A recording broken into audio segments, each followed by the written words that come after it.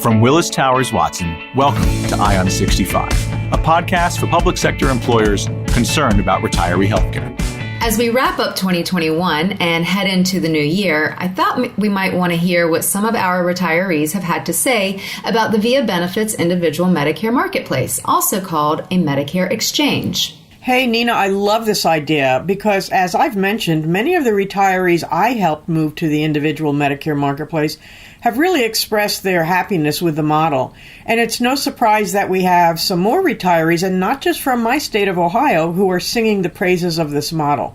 Well, we have a number of retirees to hear from. In fact, we hosted a retiree panel earlier this year where a number of our retirees got together and shared their experiences with the marketplace. We thought we'd put together a few of the highlights for today's episode. First, we have Bob Williams of Louisiana.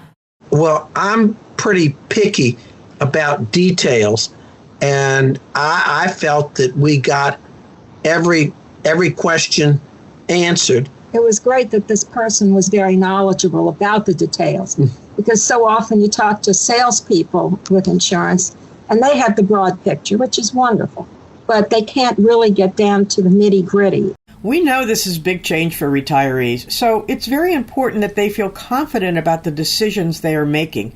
I think this next retiree, David, says it best.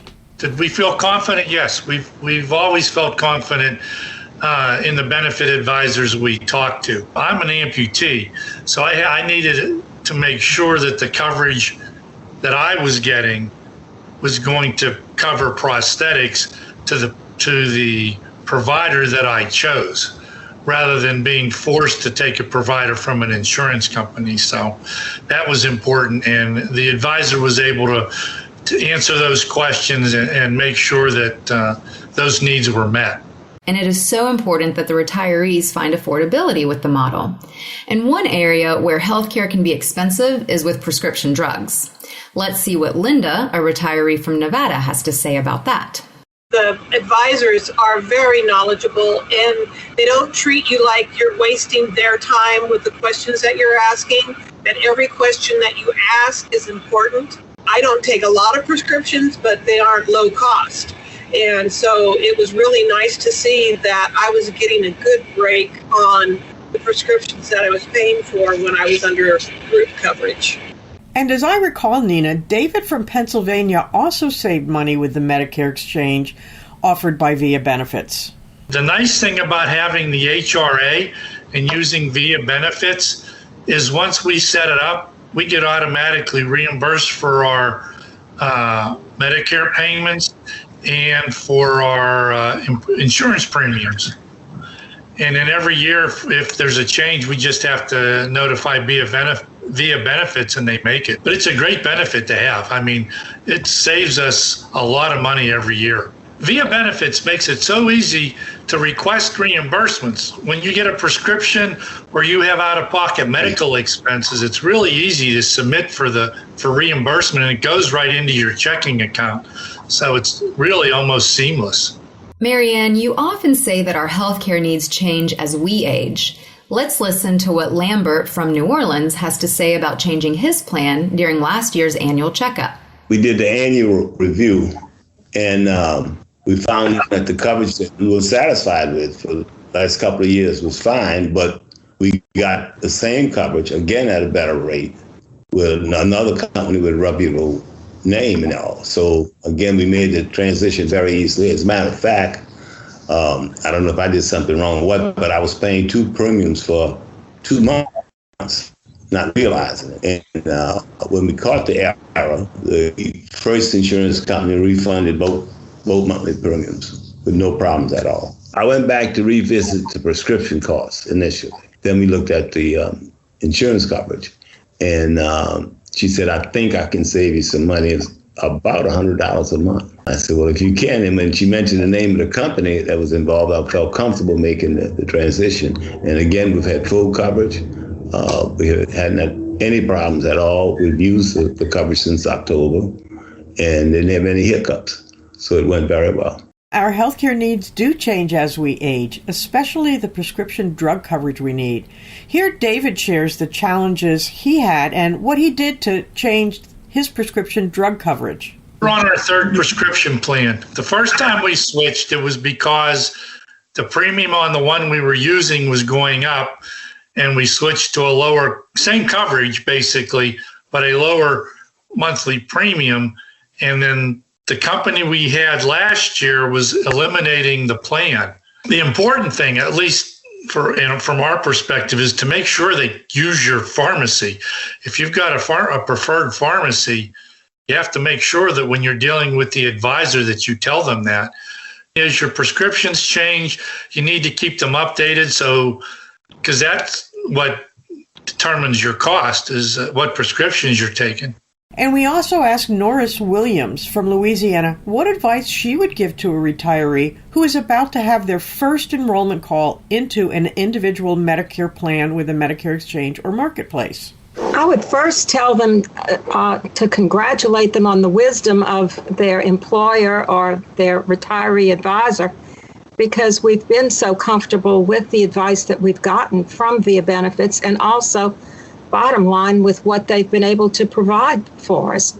I think they should understand that they'll be dealing with professionals who don't have a dog in the hunt, so to speak, that they're going to be well educated and well informed, and that their concern is for the well-being of the individual clients.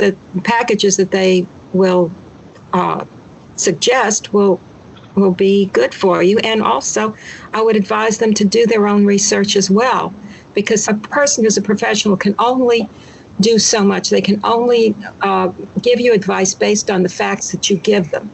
So I would advise the employee or the retiree to really get a list of your prescriptions, anticipate the kinds of issues based on your family history that you might anticipate, and let them know who your doctors are and what your expectations of medical care are, so that they can then make an informed proposal to you.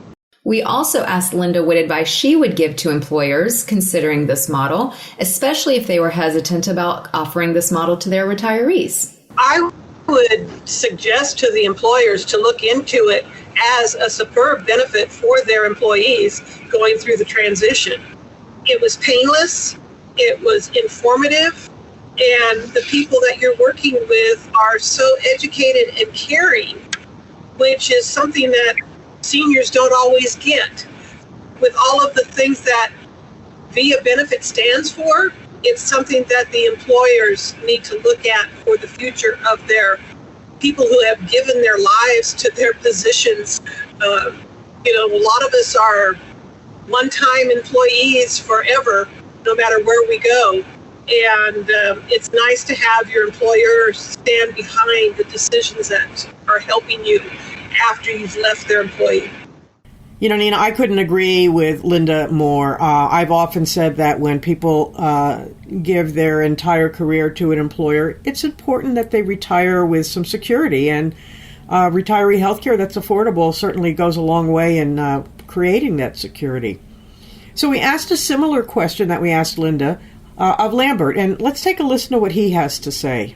So I'll tell other employers, you feel just as good as the employee dealing with viabenefit, because it'll take a lot off of their back, knowing that the employees are going to get the best advice as they make the transition from employee coverage to retiree coverage. And it's an easy, simple move for both the employee and the employer. So I would suggest to them that if they check out viabenefit, they'll feel as comfortable as the recipient feels right now. And of course, to be fair and balanced, we also asked them for any drawbacks they found with moving to a Medicare exchange. Yes, we did. And again, here's what Lambert said about that. I don't know how you make it better, except when they sit next to you. I mean, other than that, you couldn't ask for better service. And if you feel so comfortable, it's talking to the representatives. Everyone make you feel like you've been talking to them before, and that they understand your whole situation. And once they pop up your records on the screen, they can tell you exactly what you need to know in a few minutes. It wasn't a long process. So I don't know how you make that even better. So, Nina, it's been really informative for me to listen again to these comments. They are the same kind of comments that I hear from retirees across the country who have moved to this individual Medicare marketplace model. And it's great to see that everyone has had really similar experiences. So it's really been an enjoyable listen for me, and I hope for our audience as well. Well, it certainly has been for me.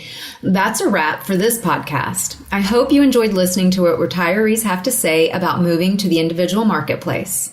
Tune in next time to another episode of Ion 65. Thank you for listening to Ion 65 by Willis Towers Watson, a leading global advisory, broking, and solutions company serving thousands of employers worldwide. For more information on Willis Towers Watson solutions to manage employee risk, optimize benefits, cultivate talent, and expand the power of capital, visit us at willistowerswatson.com. You can find more episodes of Ion 65 on iTunes. Share with your colleagues with hashtag Ion65. That's EYEON 65. Join us next time